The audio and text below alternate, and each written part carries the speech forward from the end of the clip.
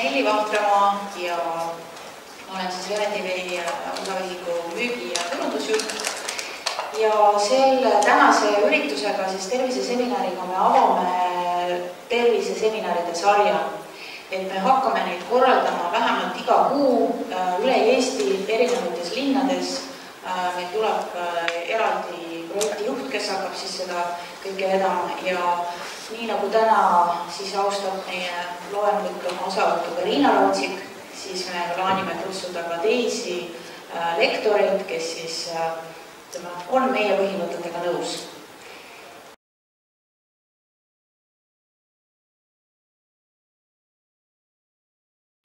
Kuidas ikka see tervemini käib? Kas on ikka õige, see tatar on õige, kas mesi on õige ja kas midagi veel on kuskil ja nüüd me jõudsime selgusele, et me juba teame, kuidas see asi kõik toimub. Ja selle ma nüüd teile toongi ette. Aga selle ma toon teile ette nüüd sissejuhatuseks järgmiste loengute tsüklidele, seepärast, et see loeng, mis te näete praegu, te näete mõimatu hulk slaide, mõimatu hulk materjali ja see on mõeldud lihtsalt, et sissejuhatuseks ole. Ja edaspidi järgmises loengus võib mingisuguse asja juures peatuda ja rohkem rääkida. Ja see loeng peab andma teile veendumuse, et te peate minema koju ja hakkama tegema isetterendamisega ja kuidas ja mida valmistada, kuidas seda õhtusööb näitab teile, mida tatars saab teha.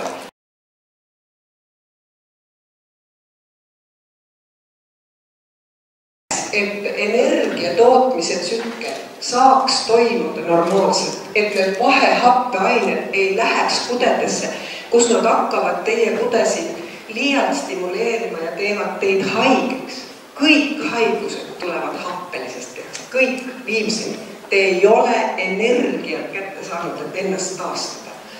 Siis ilma elava toiduta, ensüümide, vitamiinideta see ei toimuks ja mineraalaineid õnneks saab inimene ka siis, kui te töötendud toidust, aga lihtsalt tuleb mitmekesiselt süüa. Nii nagu ka Virgo rääkis, minu jaoks koosneb tervis 4 jalal olevast toest. Ma ei tooks ühtegi esile, aga ühe siiski toon. Kõige tähtsam on teie alateadlik sees.